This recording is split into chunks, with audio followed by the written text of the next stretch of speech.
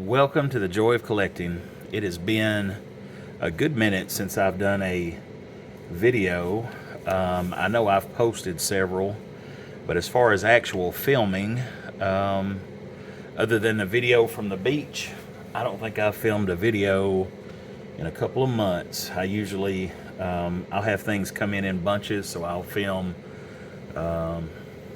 sometimes as many as 5 or 6, maybe more videos, and then I'll just upload them as I get time or as the mood strikes me. I don't want to upload them all at once, but anyway, so it's been a little bit since I've filmed some videos. It is I think October the 12th today, and so I'm planning on posting this one probably tonight or tomorrow, but I've got some neat stuff to show you. Let's see where to start here. These are some things I picked up from online estate auctions. These are some index cards that are signed, mostly by Hall of Famers. This, as you can probably recognize, is Bob Feller. And we have Bill Terry, I believe is who that is, Bill Terry, Charlie Gehringer, and Leo Durocher. Now, I did not have Leo Durocher signature. And I'm not sure if I had a Bob Feller. I think I had the other two. And then there's a couple of more. There's a Ted Lyons, who I don't believe is a Hall of Famer, but he may be. I need to go check that. And then this one, I am not sure who that is. That name looks like it could be maybe Mike or Mickey or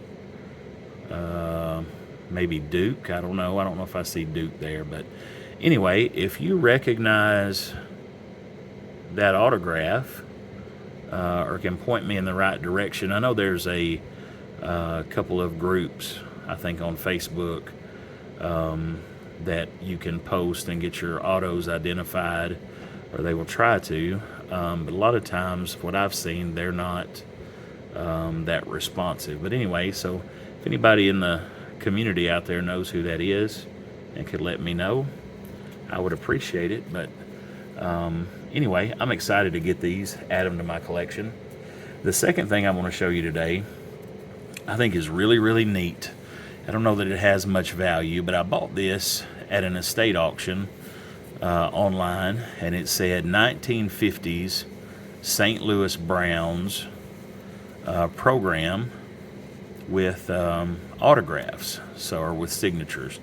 So there are a couple of signatures, 4 signatures on the inside, and you can see this particular game, the St. Louis Browns played the Boston Red Sox.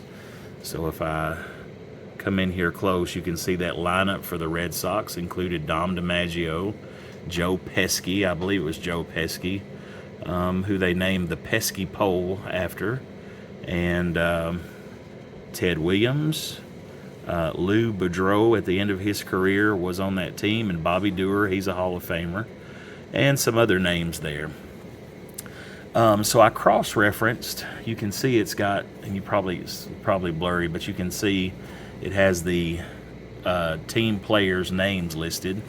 So I cross-referenced the team names, and the only year that I could get all of these players on these 2 teams was 1951. So I believe this is from 1951. And the signatures, I've been able to identify them.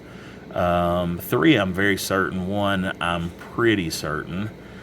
This is Lou Kiely, Kiely. He was a pitcher for Boston. This is Bill White, Wight, also played for Boston. And then these 2 are signed this way. I can see in the light, you're not going to be able to see this, but this is Charles Maxwell, also of Boston. And I believe this signature right here, and these look like they're written in pencil, is Ned Garver, who played for the Browns. So anyway, just the history of this, the fact that I'm holding this in my hands, and it's from a baseball game almost 75 years ago. that is really, really neat. And so I'm very excited to have that in my collection and to find a way to get that on display somewhere. I'm moving a little closer to having a room to put and display my things. I have a couple of sons that are on the verge of moving out, and so that will open up a room or two. So the next thing I want to show you, I want you to look at that. These are, I guess they call these their first day envelopes or something. I don't know the mechanism for issuing these, but this was the 5th no-hitter, and you see the postal stamp here is Houston, Texas, September 26, 1981. I'm assuming that's the day that Nolan Ryan pitched that no-hitter. Of course, it has his signature there, and just a little neat thing. I did not have a Ryan signature, so that's a new addition to my collection. Now, the next thing I'm going to show you, I was absolutely blown away by it. It's one thing to get pieces that are, historical players that are signed by them, but signed in modern times, and I enjoy that. I've got lots of that now, and I'm not disparaging that at all, but when I can get something that's not only has signatures but is historic, like the newspaper from 1901, no signatures, but that's history, and then the program from 1951. This that I'm about to show you is really neat, and I'm going to take a little time and go through it page by page. But this is a handout for the Baseball Writers Chicago chapter for their 1964 Diamond Dinner. And you can see it has this nice picture of Sandy Koufax. It has the date, Grand Ballroom, Palmer House, January 12th, 1964. So the first signature we have on the front is Richard Daley, the mayor of Chicago at that time. And so when you turn into this, it has the welcome. It has the menu that they're going to have, which I'm just now looking at. I've looked at this, but fresh fruit supreme, hearts of celery, queen olives, pottage, Longchamps, Palmer House beefsteak. So they had a menu, and so here are some of their guests of honor and the people that were present at this. You have, of course, Sandy Koufax, Warren Spahn, Dick Stewart, Stan Musial, Walt Alston. These four are Hall of Famers. I don't believe Dick Stewart is, but he had a good playing career. You carry on back here, you have Joe McCarthy, Jimmy Dykes, Bob Lewis, Charlie Grimm, Billy Herman, who's a Hall of Famer, Luke Appling, a Hall of Famer, Stan Hack. Actually, Charlie Grimm is a Hall of Famer, and so is Joe McCarthy, I believe. I'm not sure about Jimmy Dykes. You have Riggs Stevenson, Johnny Mostel, Bill Nicholas. You have Gabby Hartnett and Ray Schalk. And I'm fairly certain Ray Schalk is a Hall of Famer, and possibly Gabby Hartnett also. You have Red Faber, who I believe is a Hall of Famer. You have Ted Lyons, who he just has his signature on an envelope. You have Jim Vaughn, or also known as Hippo Vaughn. You have Lou Warnicki. And these were all people that were present at this. It has some things about the different teams. It has some advertisements and different things. And then when you get to the back, pow, check that out. This, to me, was just absolutely amazing. And I've not identified all the signatures on here. But I will show you the ones that I have identified. There is Pete Ward. Looks like Dick Ellsworth. Walt Alston, who's a Hall of Famer. I have not identified that signature there in the blue. Under that is Stan Musial. I don't know this. It looks like Alex Agassi, maybe. I don't recognize this one. There is Billy Herman, who's a Hall of Famer. Next to him, sideways right here, this is an early signature of Ernie Banks. He was not listed as a guest, but he was still a player, and just a few years into his career, maybe 6-8 years into his career in 1964. So you've got Ernie Banks, Billy Herman, Al Lopez, Hall of Famer. Under Al Lopez, you have the man of the hour, Sandy Koufax. Under Sandy Koufax, and it's kind of blended in, but under Sandy Koufax, there is Warren Spahn, actually overlapping Koufax's name. There are others here that I don't recognize. Here is Gabby Hartnett, Lou Warnke, Charlie Grimm. There is Luke Appling, Hall of Famer. I believe this signature right here is Andy Pafko.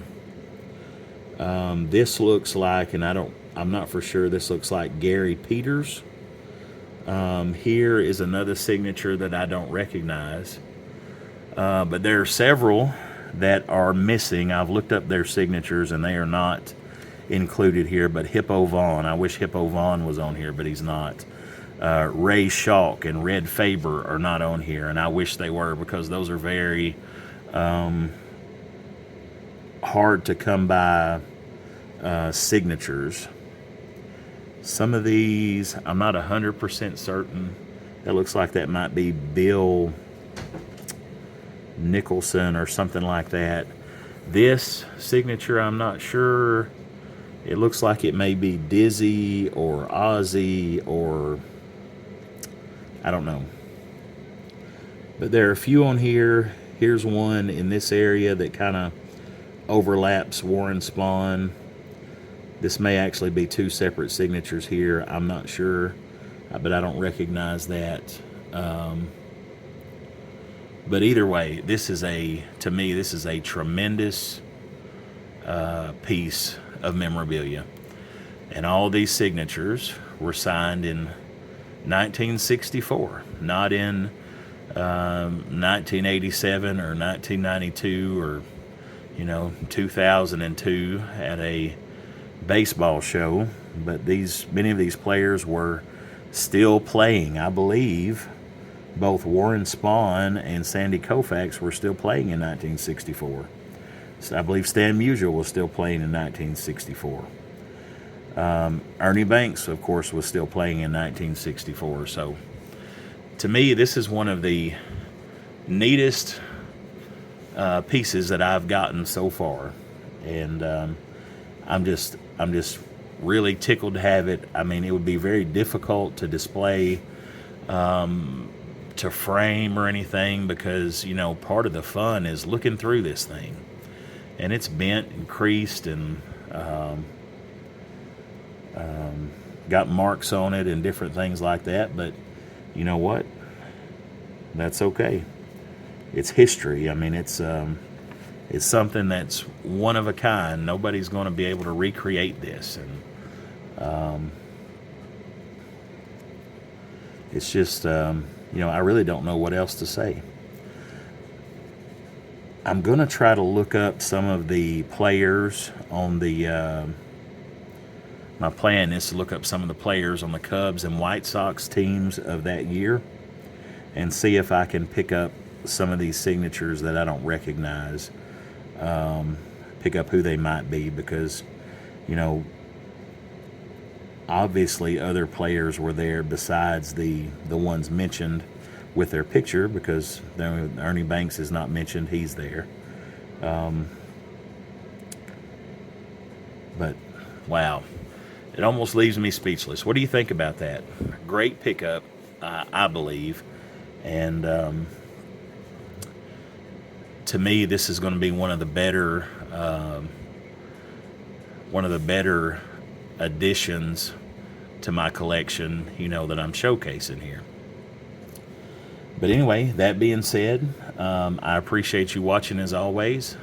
Hope you all are doing well, and thank you for joining me, and we'll see you next time on The Joy of Collecting.